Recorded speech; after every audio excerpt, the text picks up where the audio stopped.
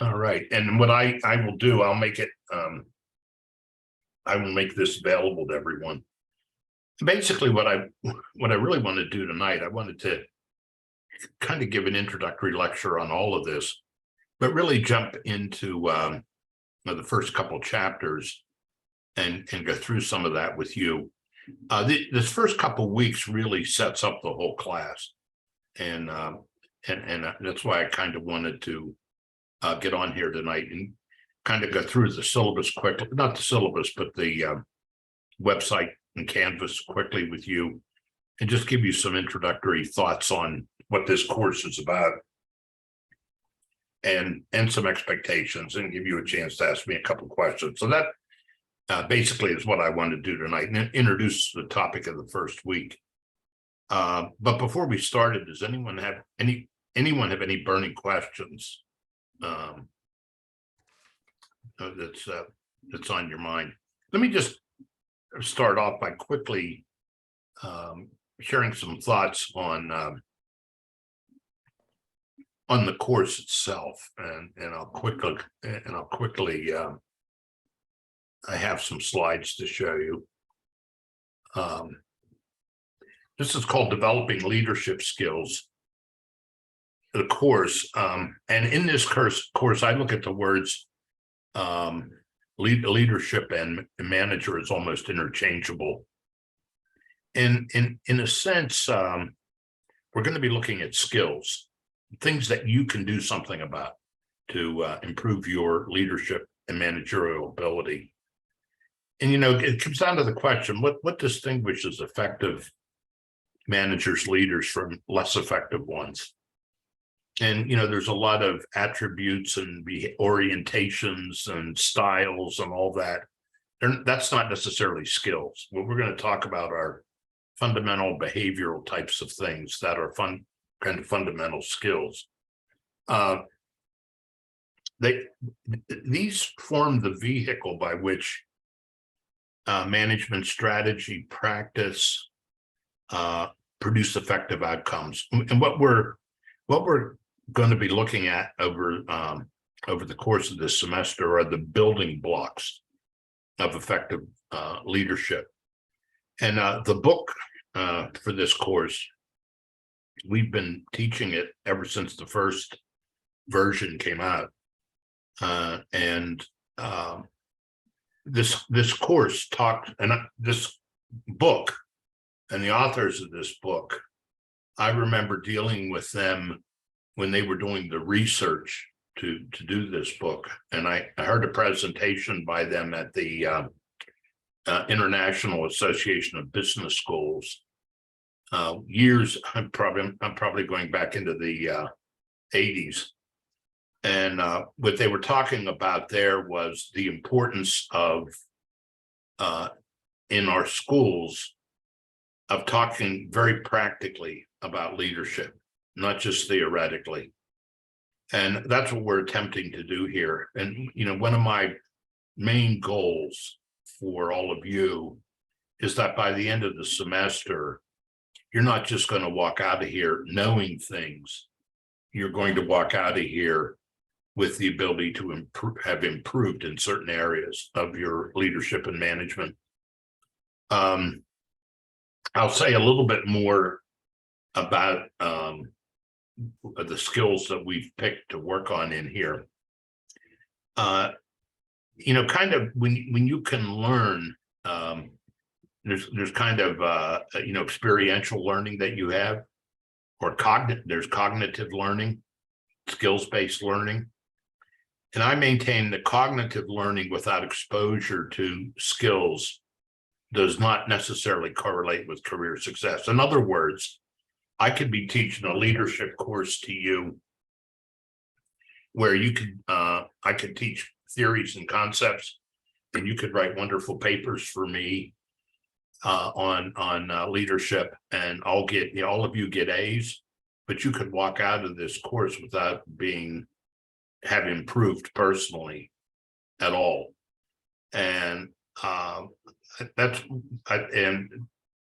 so I'm not interested in you just learning the skills and then spitting them back at me so you can get an A. I'm interested in, and you delving into what it means for you, each of you, to improve.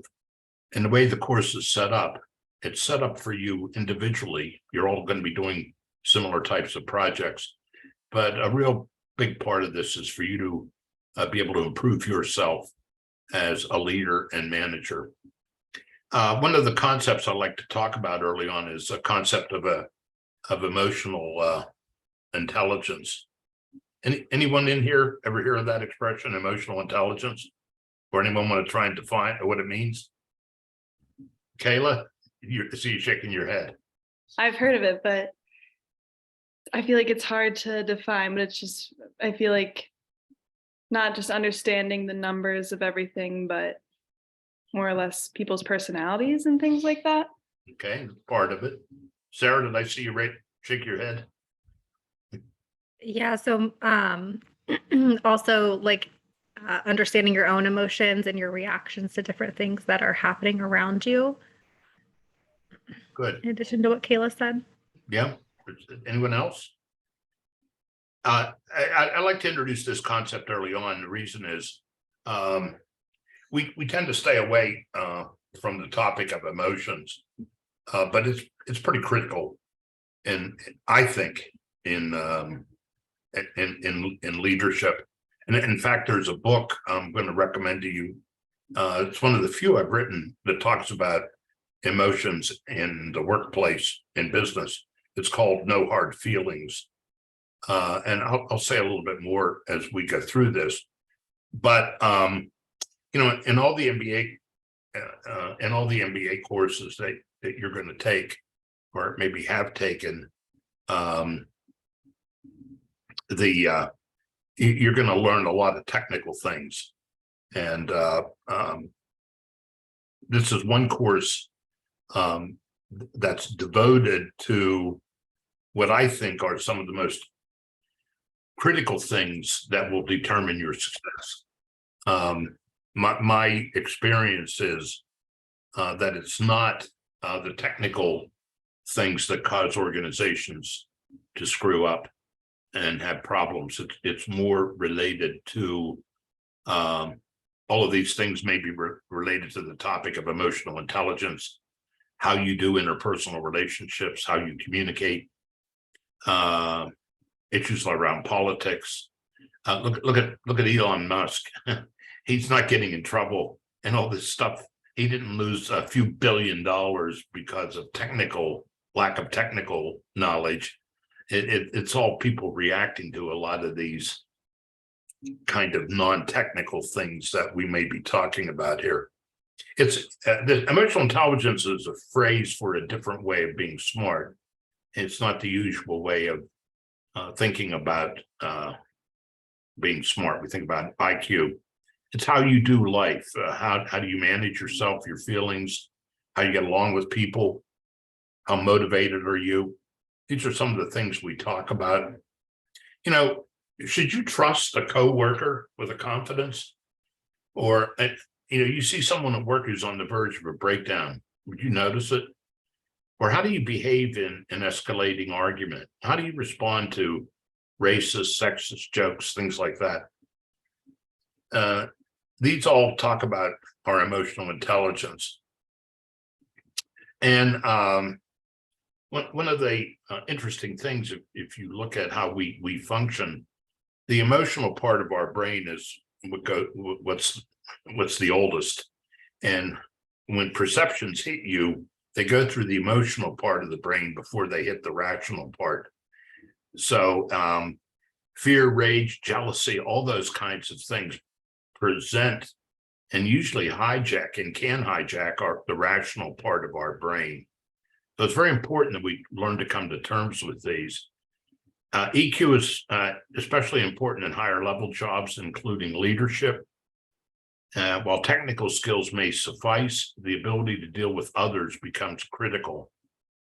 EQ is critical for working in groups, for managing diversity, for adapting to new situations. A lot of what we'll talk about, in fact, one of the assessments I asked you to take is an EQ assessment.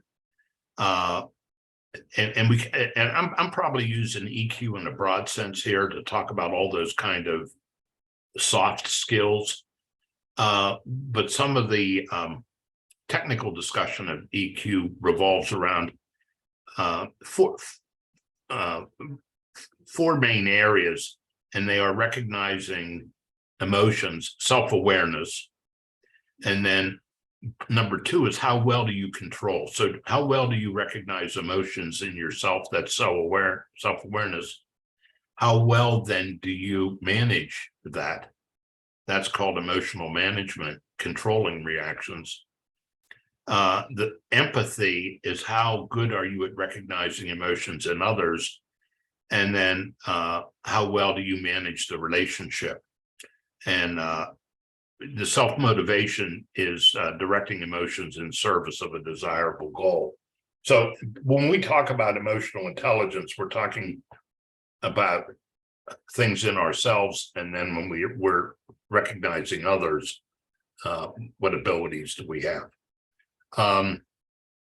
It's been found to be related to leadership, group, individual performance, managing change, interpersonal, social exchanges. So I highlight emotional intelligence as kind of in a broad sense. And then finally, just kind of a general thought, what are management skills? And when I think about skills, these are things that are behavioral. They're not necessarily styles or attributes.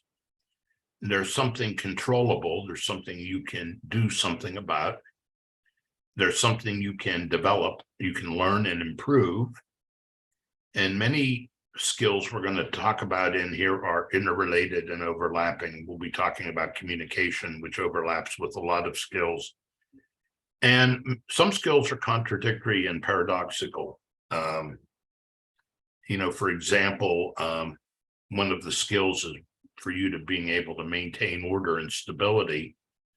And another then is for you to be creative, means to knock down the creativity and stability. So some of these things are, I'm gonna say that you need to learn to negotiate and work well with others, but you also need to be competitive. And what does that mean?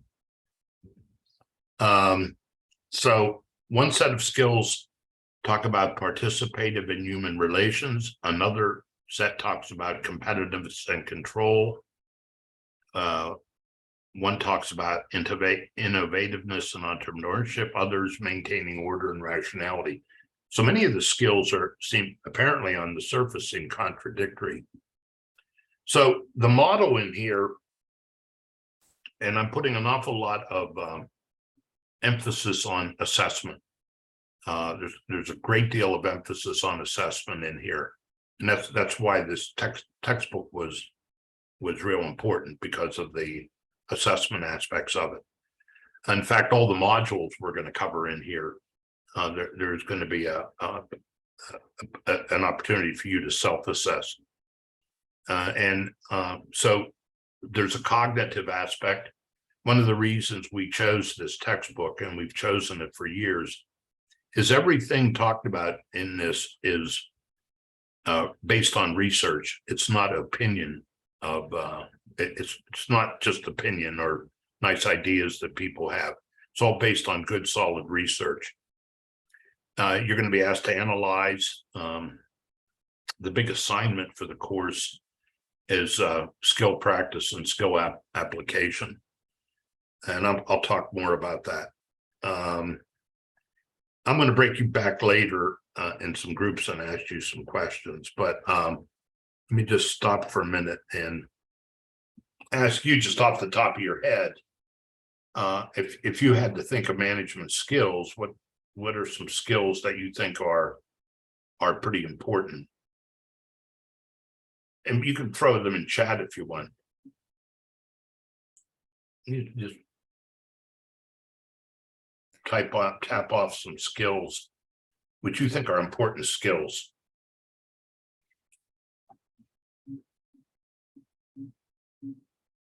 We're, maybe bring Chad up. I don't know if you can see it. Yeah, just quickly jump in and write down a few, word that comes to mind. Setting goals and expectations. Or if you don't have, you're not at a keyboard, just feel free to unmute yourself. And mention one. Decision making, approachable, problem solving, delegation, being able to effectively delegate tasks. Okay. Managing time. That's a biggie, believe it or not, a real biggie. We'll talk about that next week. Organizational skills.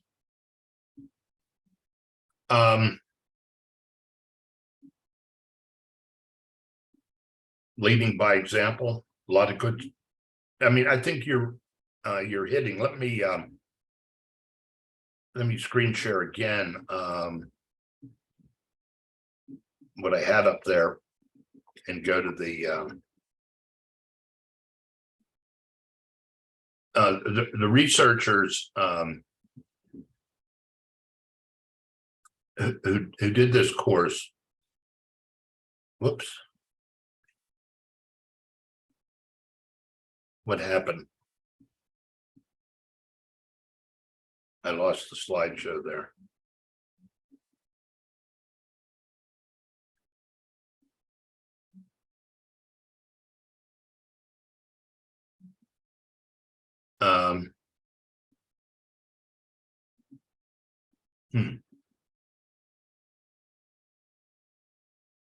The researchers who this Wetton and Cameron, the research they did, they interviewed hundreds and hundreds of CEOs and executives and workers around the country. They looked at tons of research, and here were the most frequently cited skills of effective managers.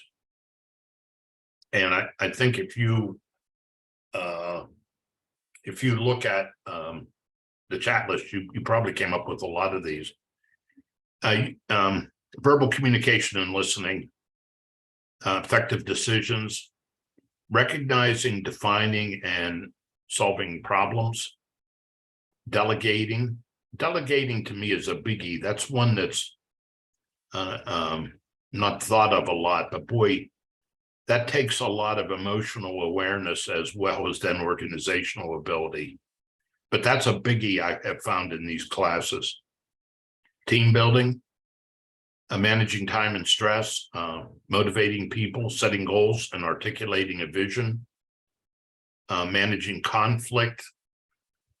And then in big bold letters, I put self-awareness. That's one we don't turn out on these lists a lot. But that probably is the single most important skill related to management and leadership development, is self-awareness. And that's why I put a lot of emphasis in here on self-awareness in the course and on assessment. And the first chapter in the text is self-awareness that you're asked to read this week. And the reason for that is that you're not going to improve as a leader unless you have a baseline of where you are right now. And, the second thing is we have to be able to objectively take a look at ourselves. And that's not always easy to do. And we have to be able to get good feedback. That's not good. Well, why? Because we're defensive. We don't like to hear things about ourselves. And so hopefully in this class, we're going to, throughout the semester, 8 weeks anyway, create an environment where you can start to objectively take a look at yourself in terms of these business skills. Now, I know we're talking about business skills here, but many of the things we talk about are really helpful in other facets of our lives. But all of these things are tied to working in an organizational setting that we're talking about in here. And I've set up this course in a way that, as I said, I'm not real interested in, I'm real interested in you being able to feel as comfortable as possible to explore some of these issues for yourself in terms of improving your skills and abilities. The grading is almost on a contract basis. I mean, if you do what's expected in here, you're not going to have any trouble getting an A or a B. So I've tried to take grading as much as possible out of the equation. It is in the equation. We have to do that. That's part of all of this. But you're going to get as much out of this course as you put into it. And the readings and some of the assignments we're talking about are real important ways for you to explore all this. And as I said, I'm trying to create an environment where you can explore this stuff as safely as you can. So that said, so that in general is the overall concept of things. We're talking about skills that are leader related, managerial related. I don't necessarily to get into what's the difference between a leader and a manager. I think you're called on to be both. I think you have the ability to be both. It's more than just being in a position. So that's just the general focus of everything. Let me talk a little bit about, let me go find the course. Or I'm going to bring up the course a little bit and just go through some of the areas.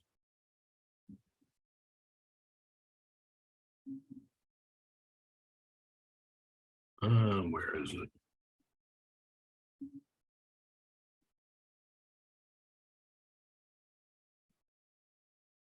Here we are.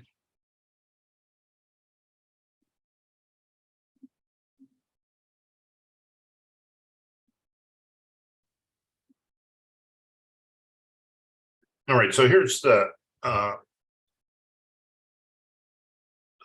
course, and you come into the. Can you all see the course up there? Okay. I'm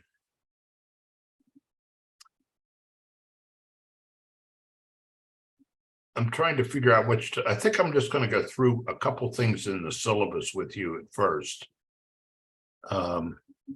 What the weekly schedule is like, and then go and talk about this a little bit, and then relate it to areas in the syllabus. What I've tried to do these first 2 weeks is the first 2 weeks are really geared toward those first 2 chapters. And I'm asking you to do an awful lot of self-assessments and reading. The first 2 chapters on managing personal stress and self-awareness really get at the bulk of a lot of the managerial skills we're thinking about. And so I don't have you turn anything in until for 2 weeks. And what I'm asking you to do is complete and score a lot of the self-assessments, and I'll go through some of them tonight and show you. And then I have an assignment for you on stress management. That's the first big assignment. Then I'm going to go into communication and talk to a few things there on communication, which I think it's a fundamental skill for some of the other ones. And what does supportive communication mean? In the meantime, I'm asking you in these first 3 weeks to be thinking about a skill that you would like to improve this semester. So think about a skill area that you would like to improve on. And let's say you might want to improve how you deal with conflict. Or you say, hey, I have to get a better handle on stress in my life. Or I want to become a little better at delegation. And so I'm going to ask you after the first couple of weeks to pick a skill area that you're going to work on. And I have a template for you to fill out on a very structured way for you to think about improving on the skill. And that's going to be an assignment throughout the semester. And there's only one skill area I want you to choose. And then you're going to work on it for the next 8 weeks. And you're going to turn in a final paper that I have on that. So that's one of the major activities that you're working on this semester. And I think I asked you to do that, turn that in week 4. All right. I think on that paper, week 4, we'll be talking about decision making. In week 5, which is February 13th, there's a major paper I'm going to have you write. There's one major paper that's called a skills analysis paper. And it's about halfway through the semester. I'm asking you to sit down and write a paper as if you're writing a strategic plan for yourself. And you know how you do a strategic plan, you write about the mission, vision, values. You do a SWOT analysis. I'm going to ask you each to do a SWOT analysis on yourself. And that's where the assessments come into play. All the assessments, you're really going to take a look at what are your strengths? What are areas for improvement? So that's a skills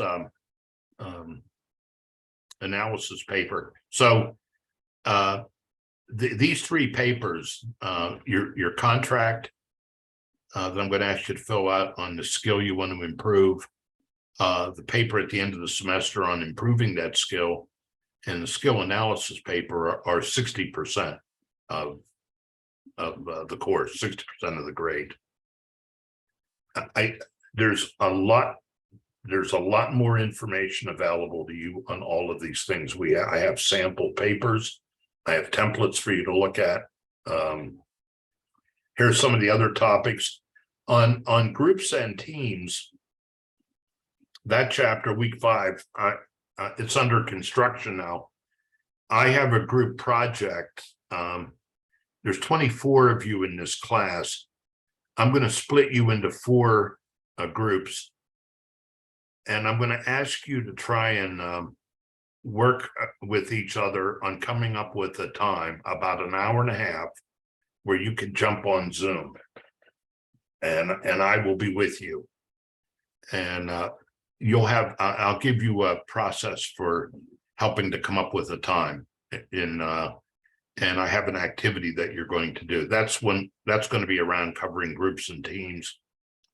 I'm going to talk a little bit about power and influence, conflict management, and then I'm going to end with motivation. So that's just a quick review, but let me bring up the syllabus just a little bit. Let me bring up the syllabus just a little bit to go through that with you.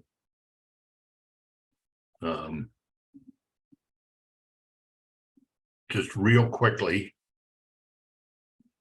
I did a little bit of this on the introductory Zoom, but I want to just make sure I have everything for you.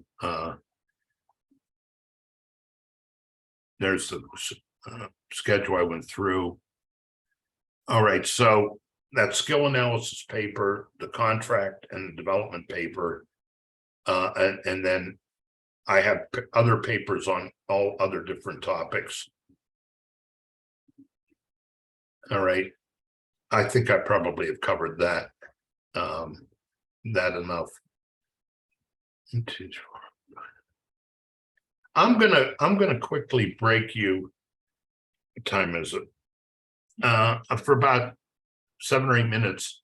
I'm gonna put you into 2 breakout rooms. And what I want you to do is I'm just gonna break you out into 2 rooms. And what I want you to talk about, maybe just quickly share with each other some expectations you might have for the course. Talk about any expectations you might have of me, and then see if there's any questions you have of me in your small group. So I'll break you out. Gonna break you out. Talk among your small group. What are some expectations you might have for this course? What are some expectations you would have of me? And then see if there's any questions you have for me. I'll give you maybe 5 to 7 minutes to do that. All right. And I'm just going to randomly put you into 2 groups. And here we go. I'm going to open the rooms.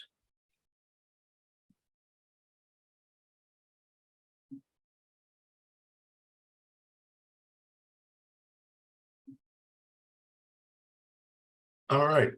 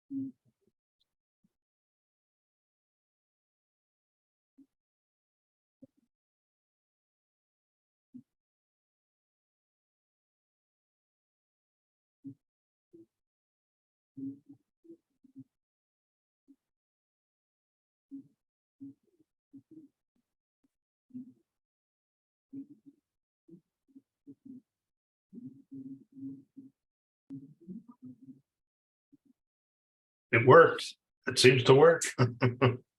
Did my voice come across whenever I broadcast it? We didn't hear you. Did you see a message I sent? We got a 2-minute warning and then a countdown from 60 seconds. Oh, okay.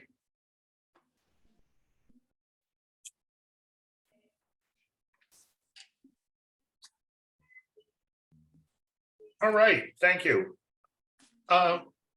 Lisa, would you mind giving a summary of what happened in room 1? Sure. It seemed like most of us were pretty aligned on the expectation of sort of just wanting clear direction and things to be in one place, be concise and easy to find what we need to be focusing on.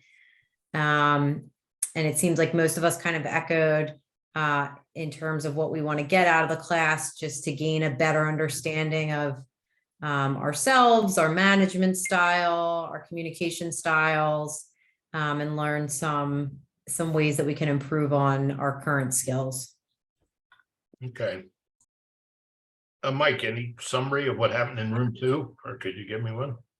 Yeah, everybody pretty much came up with their own, I guess, mini self-assessment on what they wanted to focus on. I didn't really specifically say it, but like a big thing I want to focus on is just dealing with conflict. I'm self-employed, so conflicts like on a daily basis for me with vendors, customers, shipping, companies, stuff like that. Yeah. And Sheila was talking about dealing with stress.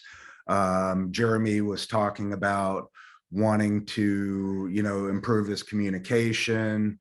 And then Sarah, God, Sarah, forgive me. I forgot specifically what you were talking about. I should have made some. Well, you're doing pretty good so far.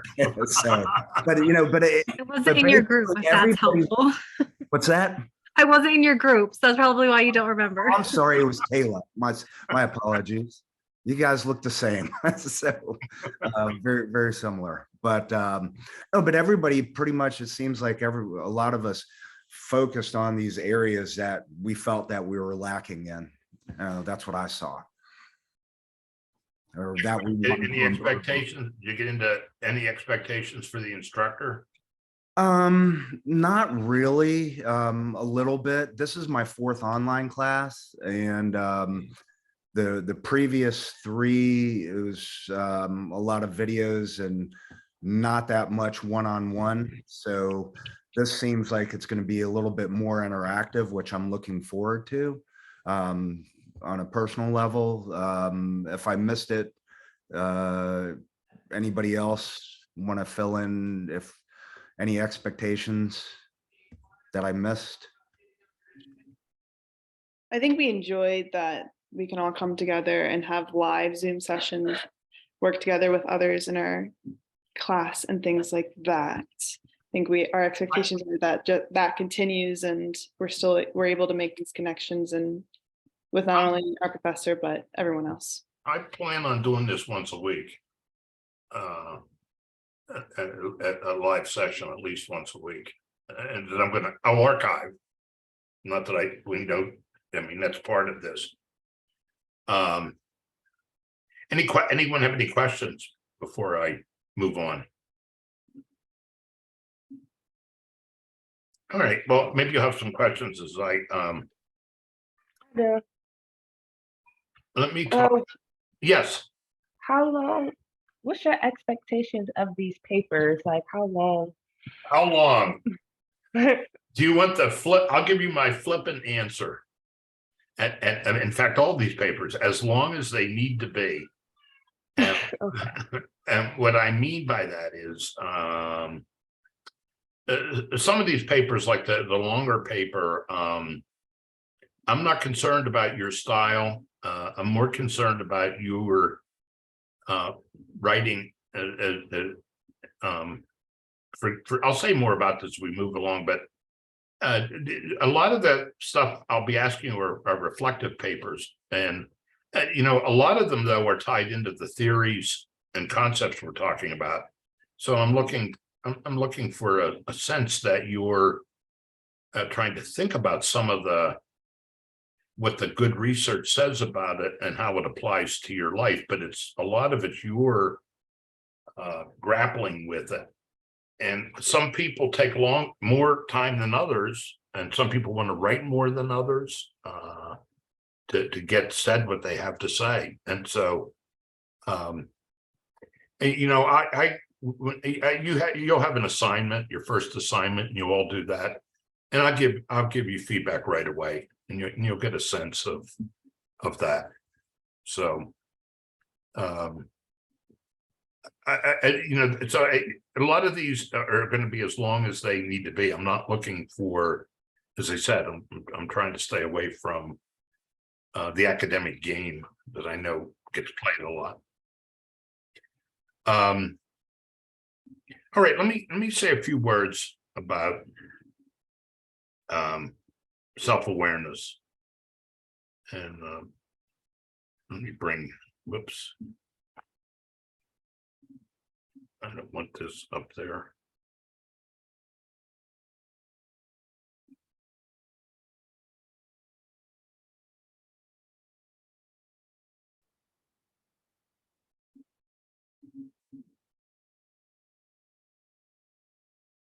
And let me just say a few words about self-awareness, which we're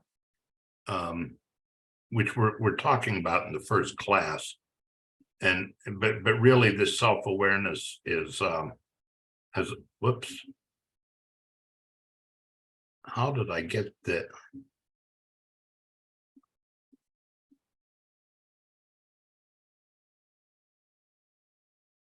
I somehow clicked on a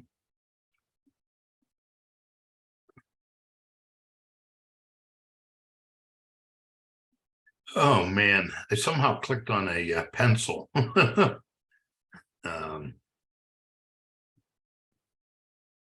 But let me just say a few words on self-awareness, and there's the skills again. Self-awareness is, awareness, and this really is kind of highlight of the first chapter. It's awareness of your personality, your interpersonal style, your values, and so on. And it's a real understanding of how these can be assets and when they can be liabilities to you. And I know I sometimes have a saying, which you'll hear me say a few times. You tell me your strengths, and I can tell you the source of your weaknesses. None of us, absolutely none of us, come into our jobs with perfection. The strengths and weaknesses are different sides of the same coin, I believe. Those of you that are real great people person, many have a time being many have difficulty being very detail oriented and sticking to tasks. So there's a lot of contradictions out there, and it's important. And I have another thing I talk about quite a bit is it's important to capitalize on your strengths and either improve your weaknesses or manage your weaknesses. Objectively, as we look at ourselves, objectively, each of us are a combination of strengths and weaknesses, strengths and areas for improvement. And that's just reality. And I think an appreciation of that is very important. And your self-evaluations correspond with others' perceptions of your strengths and limitations. Hopefully, the way you see yourself is the way others see you. One of the reasons that The Office was such a phenomenally popular TV show was the manager was blissfully so unself-aware. He had no self-awareness. That's what made it so funny. We all have what's called a sensitivity line. It's a point at which you become defensive and protective of encountering information about yourself that is inconsistent with your self-concept, or when people are pushing you to change. All of us have a sensitivity line that when you encounter information that's difficult to hear or feedback that's difficult to hear, when that line gets crossed, you're not going to, you kind of block yourself off, or we all block ourselves off from learning at that point. There's a concept out there called the Johari window, which I like. Becoming self-aware or knowing how to improve yourself means that you have to be able to get and understand feedback for yourself.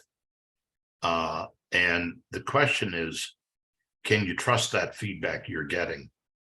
And that's one of the reasons I like to use assessments in here. A lot of the assessments we're giving in here are assessments that have been tried and true. They've been used, they've been validated, and they do give some indicators of different things. What this concept is, and I kind of really like this model for thinking about ourselves, for thinking about how we grow and develop. And if you think about it a minute, at the one level are things that you know about yourself, like across the top are things that you know about yourself. And down the left side are things that others know about you. So if you go to this first area here, the public area, these are things that you know about yourself and others know about you. Now it's through disclosure, or you sharing information about yourself, that you push back the area and others get to know about you. But it's through the process of feedback, you being open to others, that you get to know more about things about yourself that you're not aware of. None of us are born with an awareness that we're great leaders, or we're good managers, or we're good supervisors. We only get that through feedback.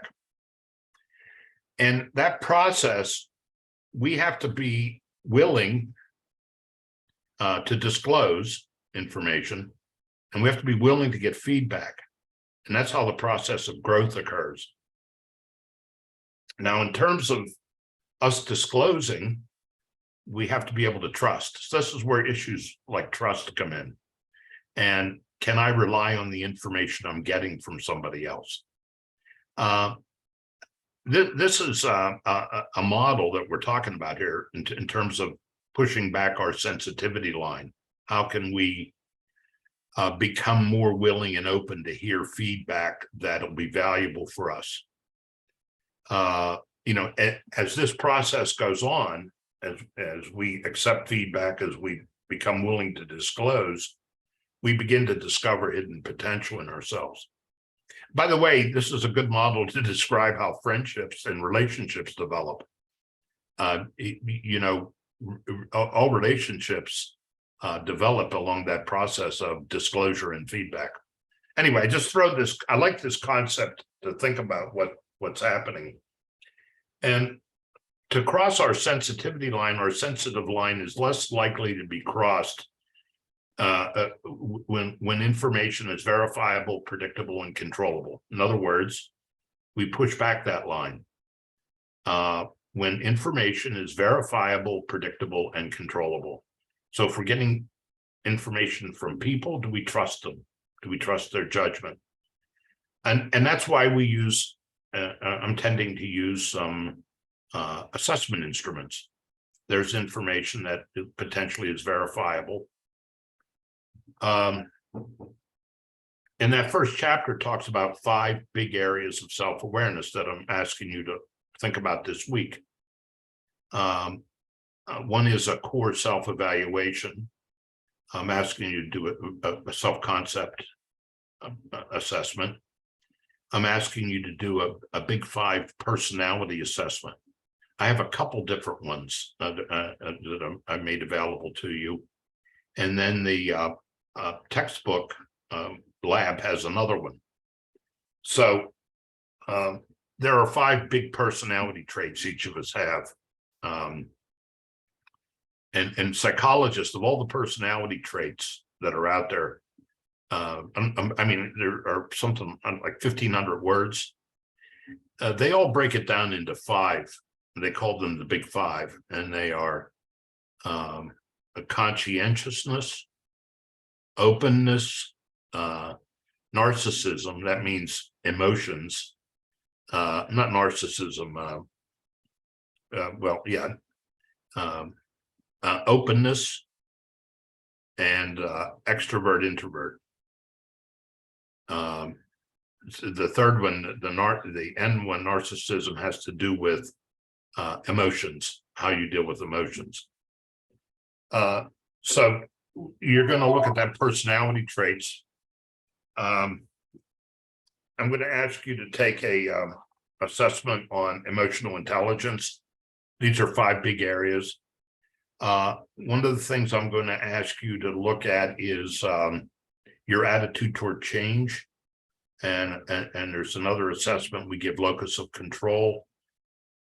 There's another one, learning a cognitive style, learning style inventory.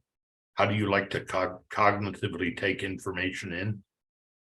And then values. The first chapter talks about values. There's an assessment in there. I'm not asking you to report on that, although I do ask you to deal with values when you are writing up one big paper, but I'm not going to ask you to, we're not going to talk about the values assessments.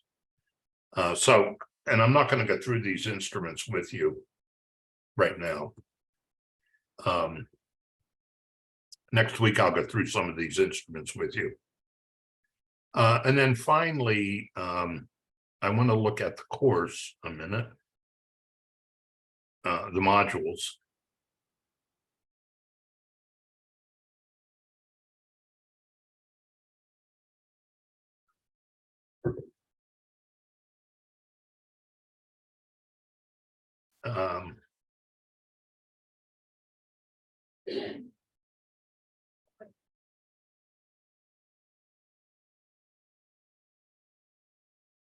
All right, right now I've opened up for you the first three modules. And this first one, I had asked you to introduce yourself and the discussion, just some more things about the course. Here's a pre-course self-assessment I'd like you to take. And here's a few things about me. I really I didn't get us a chance to introduce ourselves. I'll say a few words about my background before I move or leave. Then this module, tonight and next week, I put these in here again. Here, if you look at the overview, lecture material, these surveys and inventories, I just want to bring them up. They're the biggest part of this week. And I remember I asked you if you got the e-text.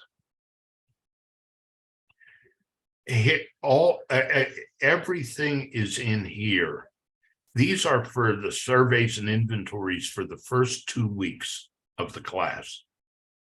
Next week's class,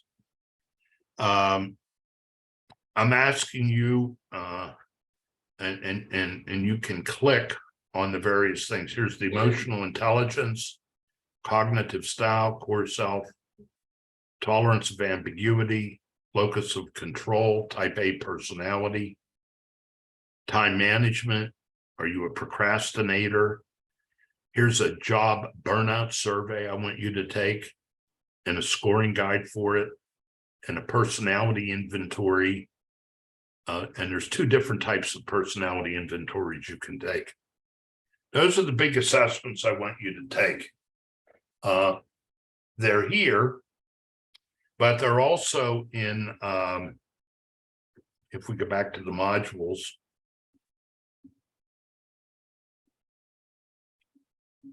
here are assessments at that publisher site I told you about, and you saw a little video.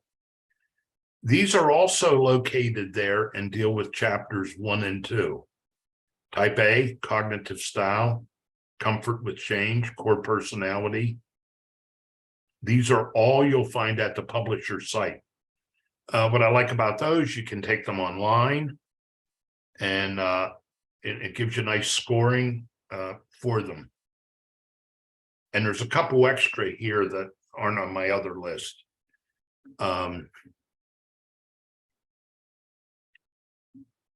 And one of the assignments I have you do with that, the surveys, and so those are the big things.